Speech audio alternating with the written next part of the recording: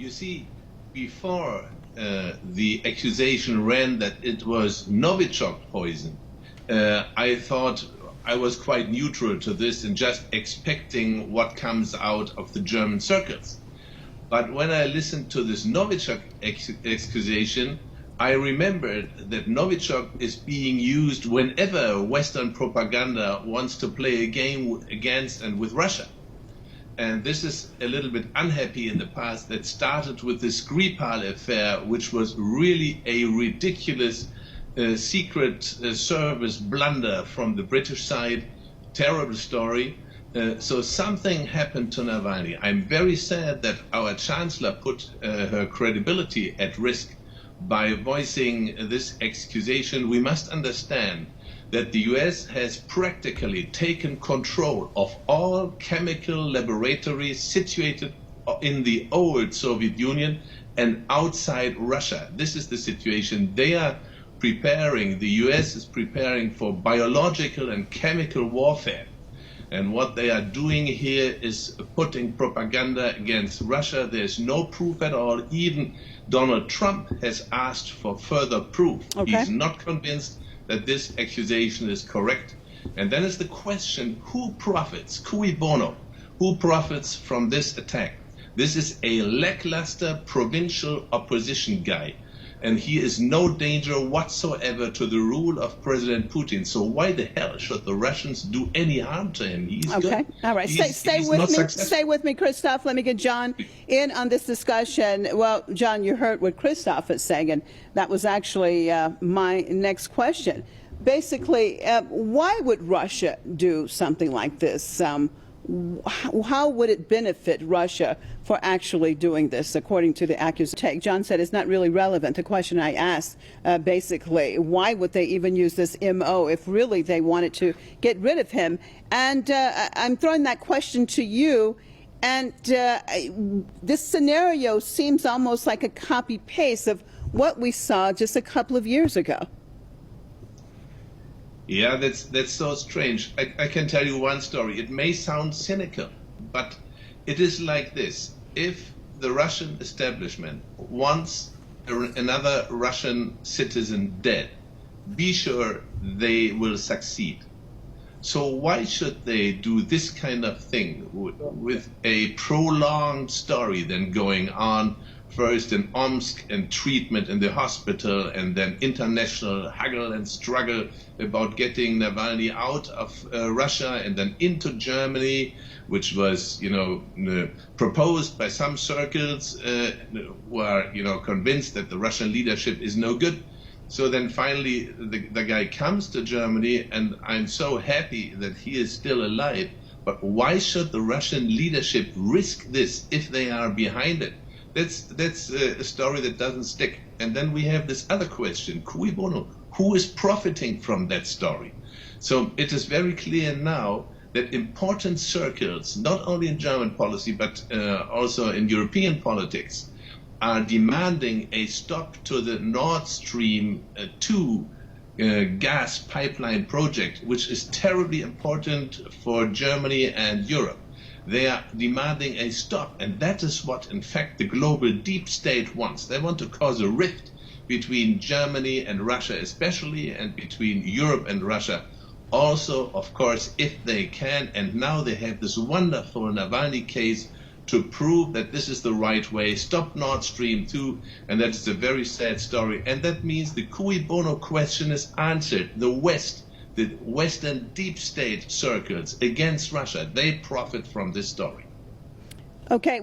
I'm sorry, because we're having some technical difficulties, John. You're coming in and out. My apologies to our viewers. Hopefully we can try to get that cleared up. Well, Christoph, your take on all of this. On the one hand, there are analysis saying that the U.S. is actually trying to pressure Germany. On the other hand, we see U.S. President, actually Donald Trump now, questioning all of this and says that he hasn't even seen any proof of it all. Yeah, that's a good story in fact, and I think there's a dirty trick being played on Germany that we have to, damage our relationship on behalf of some, global powers who don't want friendship between Germany and Russia to blossom. For more than 100 years, it was said by George Friedman of Stratfor, intelligence service, that this was the #1 goal of Washington's policies over all these many years, that Germany and Russia cannot come together. And how wonderful it is to poison such a guy, how wonderful to use this typically Soviet poison, And then I'm smiling, but I see the poor guy. He's just, the maneuvering mass of a person being used in a dirty game.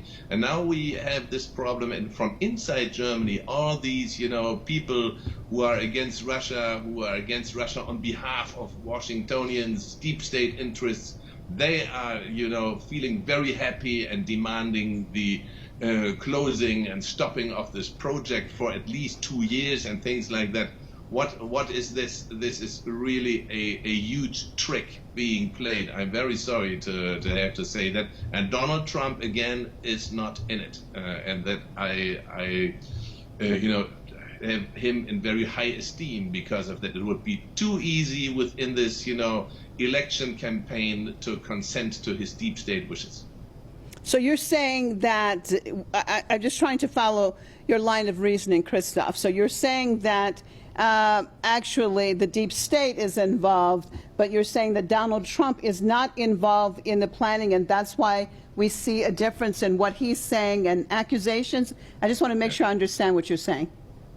Yes, exactly. That is it. Donald Trump is again outside. Sometimes he's outside. His own guys want him something to do. He doesn't do it. That was the case in Syria when he did this very small bombing. That was the case in this terrible case of the dear Iranian general Soleimani, whom he chose to be killed because the alternative was to kill 150 Iranians, and he decided against that. And these are the things he's constantly trying to measure and to weigh. How should he be held under the pressure of some, very warmongering generals or security personnel?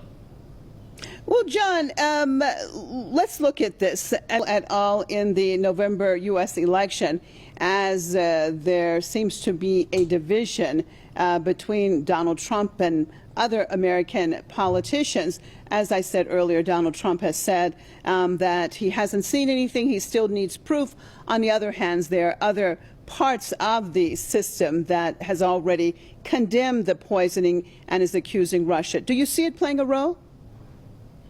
Of course, please let me correct one thing. There are some members of the German parliament who belong to the ruling political parties, and they are demanding too that Nord Stream 2 be closed and stopped for at least for a while. And there's Friedrich Merz. He is the candidate for the next chancellorship of the Christian Democratic ruling party of Angela Merkel. And he's also demanding the stop of this pipeline project. So that is a very serious story. And how can a deep state, organization make sure that Mr. Navalny is flown to Germany? That's easy for them. They manage things all the time, and Germany is obedient all the time. So that's a very difficult situation, and easy to foresee that if Germany has to play the bad game, then they will try to organize that, and that has happened here. I'm very sorry. And in the American, election campaign, it is very clear what has the deep state done, what has the opposition done to discredit the friendly wish of President Donald Trump, even in his time as a candidate for the first election, that he wanted to improve the relations with Russia, and he was not allowed. 2 times he invited President Putin to the White House. He was not allowed to fulfill. And he had to wait 1.5 years for the first meeting with President Putin. This is the situation in the US. This is the power of deep state in the US.